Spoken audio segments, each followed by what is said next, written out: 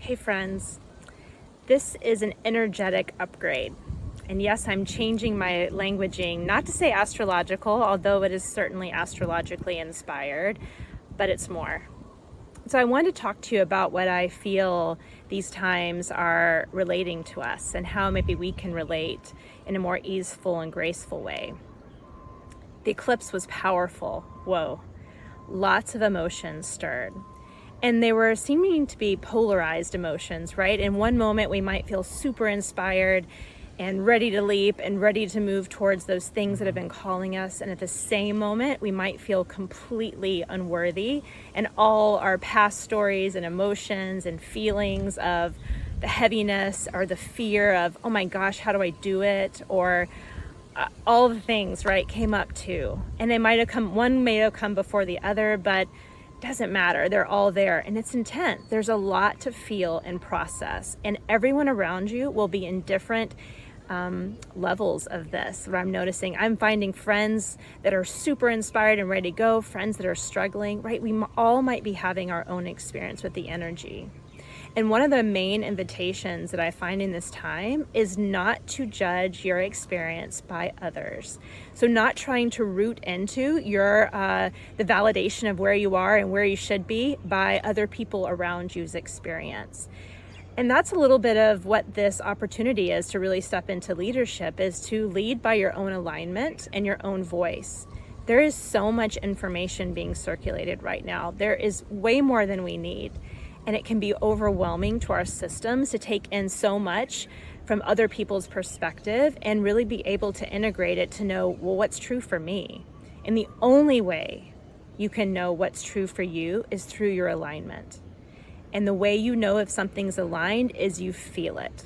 You feel it in your body, you feel it in your bones, you feel it in your spirit, because it resonates, because it sinks. It lands. It feels right and true in your heart. It might also spark a lot of, oh my gosh, but how? Because that's what the mind does. But on a deeper level, you know it. That's your alignment, and that is the way to navigate these times. And why our mind wants to go exponentially further into the what ifs, the what ifs, the what ifs. A really good practice in this time is to stay slow.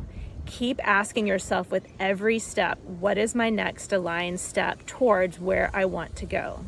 And if you don't know where you want to go, keep in touch with your desires. And even if you don't have the full picture, in this moment, what do I desire? What do I need to feel my best? Because how we feel has a tremendous impact, probably the greatest impact.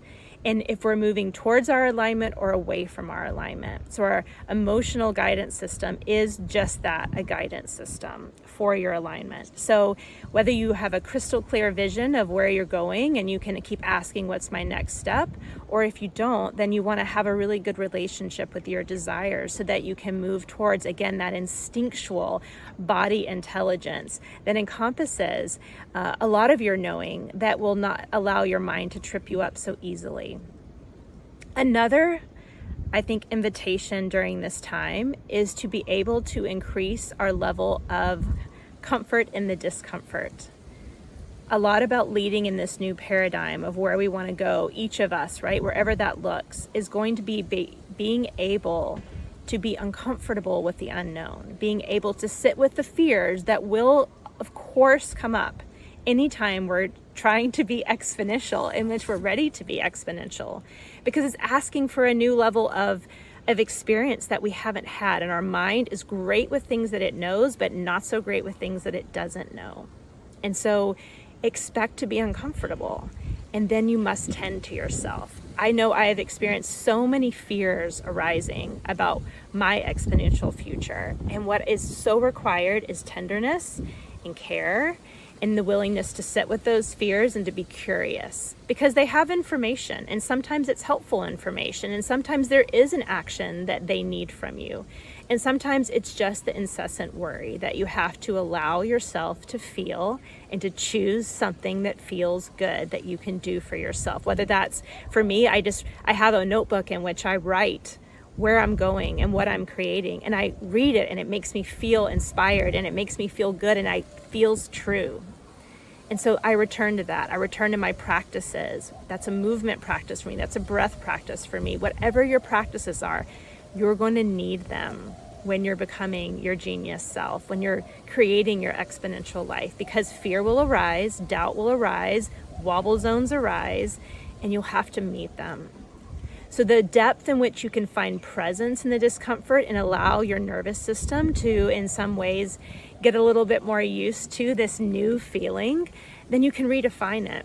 Because really the discomfort and the fear is a sign that you're moving in a different direction. It's actually a cause for celebration, because if it was just the same, it would feel familiar. You would know it. It'd be those old familiar fears. But when something new is being born, of course your nervous system will be fearful at times. Of course your mind will have its own dramas and dialogues. This is actually a really perfect way to reframe what's happening and just say, oh, I'm growing, I'm learning, I'm creating, and of course I don't know. And it's okay not to know, because what I'm finding is that this new level of genius and exponentialness in our leadership is requiring a little bit more faith, and not in the woo-woo faith of like it's all just going to come, but it's the faith that it comes at the right timing when we stay aligned and we stay committed to what we're doing, and we're not sending out mixed energetic signals of I want it, but yet I'm going to keep acting like I don't want it and I'm not worthy of it. So it's giving us some time to clear that up, and trusting that we it's not the trust that it's just going to come at the right moment. That is a part of it, but it's the trust that we will know how to navigate everything that comes our way. It's a deeper trust.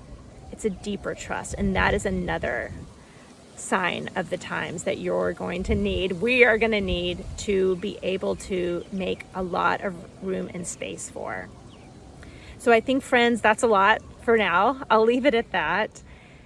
Take some deep breaths. This is a powerful, powerful time.